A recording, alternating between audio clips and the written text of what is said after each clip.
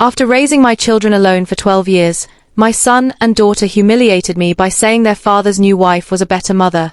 When they came back crying and begging for money, I told them, "You are no longer my children," and everything changed. Never thought I would be the kind of woman whose children would look her in the eyes and say she was nothing, but that is exactly what happened on a quiet Sunday afternoon in our living room in Ohio, the same living room where I had stayed awake countless nights nursing fevers, helping with homework, praying silently that I was doing enough as a single mother.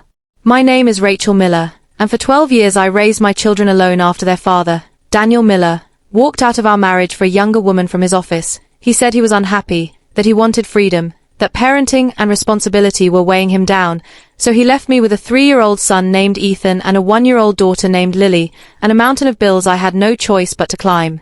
Those 12 years nearly broke me. I worked 2 jobs, sometimes 3. I skipped meals so my kids could eat. I wore the same shoes for years. I smiled through exhaustion because I believed love and sacrifice would be enough. And even when Daniel sent child support late or not at all, I never spoke badly about him to the kids. I wanted them to grow up without bitterness. What my children never knew was that Daniel's wealthy parents, who adored me, quietly created a $4 million trust fund for Ethan and Lily. It was meant for college, housing, and their future.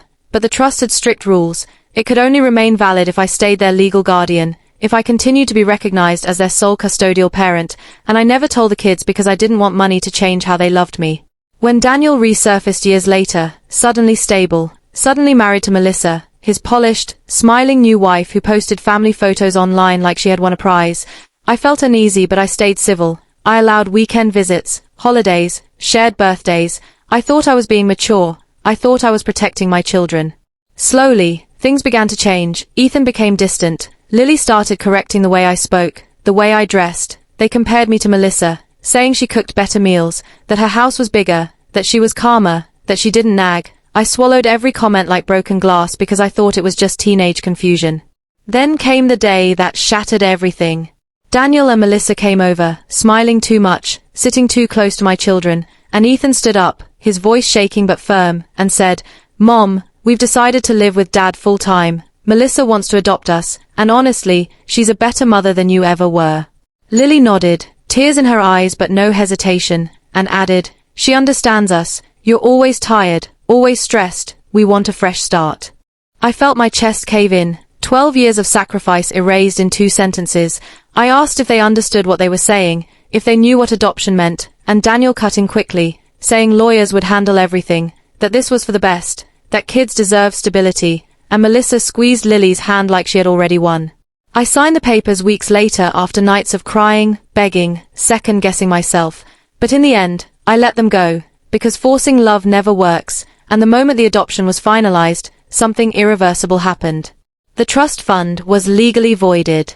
Daniel didn't know, Melissa didn't know, my children didn't know, because the trust reverted back to the estate once I was no longer the guardian, and the estate redirected the money into charitable foundations and investments that could never be reclaimed. Months passed. Then the calls started. Ethan called first, his voice trembling, asking why his college account was empty. Lily followed, crying that Melissa said the money was delayed. Daniel called yelling, accusing me of hiding funds, demanding explanations, threatening lawyers, and for the first time in years, I felt calm. I invited them all over. They sat on my couch again, but this time, the power had shifted, and I told them the truth, slowly, carefully, every word deliberate. I explained the trust, the conditions, the consequences of adoption, and the room fell silent. Melissa's face drained of color. Daniel started shouting. Ethan stood up in disbelief. Lily sobbed uncontrollably, and when they asked what we could do, I looked at my children, no longer legally mine, and said the words I had practiced in my head for weeks. "You chose your family. I respected that, but you are no longer my children." They begged. They apologized. They said they were manipulated, that they were young, that they didn't understand, that Melissa promised them everything, and Daniel promised to fix it. But apologies don't undo legal documents, and love doesn't survive humiliation without consequences. I didn't shut the door on them forever, but I didn't rescue them either. I told them they would have to learn responsibility, work, humility, and regret, the same way I had learned survival. Months later, Melissa left Daniel when the money was gone. Daniel struggled financially. Ethan took a job. Lily transferred schools, and I watched from a distance, heartbroken but stronger. knowing that sometimes the hardest revenge is letting people live with the choices they proudly made. I lost my children that day, but I found my dignity, and I learned that love without respect is just self-destruction, and I will never make that mistake again. For a long time after that meeting, I sat alone in my house, the silence louder than any argument we ever had, every corner still holding echoes of their laughter, their footsteps, their childhood, and even though I told them they were no longer my children, the truth was that a part of me would always be their mother, whether the law recognized it or not. Weeks later, the story spread through the family. Daniel tried to twist it, telling people I was cruel, heartless, greedy, that I had stolen my own children's future.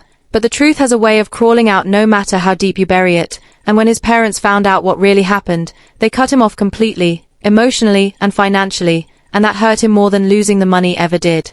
Ethan showed up at my door one rainy evening, thinner, quieter, no anger left in his eyes, just regret. He told me college didn't look the way Melissa promised, that working 2 jobs while studying was exhausting, that he finally understood how tired I must have been all those years, and for the first time, he didn't ask for money, he just said he was sorry. Lily followed months later, her confidence gone, her voice softer. She admitted Melissa treated them differently once the adoption was done, that love became conditional, expectations became pressure, and suddenly the woman she thought was perfect felt cold, distant, transactional, and Lily cried in my arms like she used to when she was little, shaking, broken, finally seeing the truth. I didn't forgive them immediately. Forgiveness earned too fast has no weight, but I didn't turn them away either. I set boundaries, clear ones, no financial rescue, no entitlement, no rewriting history, only honesty, accountability, and effort, and slowly, painfully, we began something new, not the old relationship, but a fragile rebuilding. Daniel tried to come back into my life too, claiming he was manipulated, that Melissa ruined everything, that he never meant for things to go this far, but I laughed for the first time in years, because men like him always blame the nearest woman when things collapse, and I told him I had already raised my children alone, I had no interest in raising a grown man's regrets. What hurt the most wasn't the betrayal itself, it was realizing that love doesn't protect you from being discarded, that sacrifice doesn't guarantee gratitude, and that sometimes the people you bleed for will still walk away if they think the grass is greener.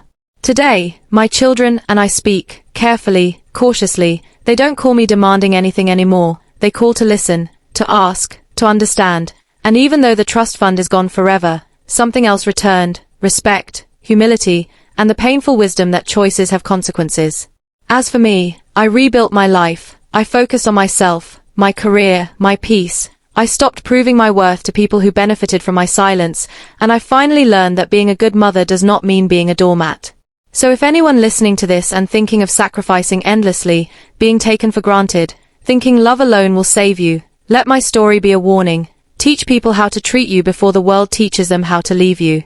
Because sometimes, the greatest revenge isn't punishment, it's survival, self-respect, and letting the truth speak when you finally stop protecting those who never protected you. Please like, share and subscribe for more stories. Thank you.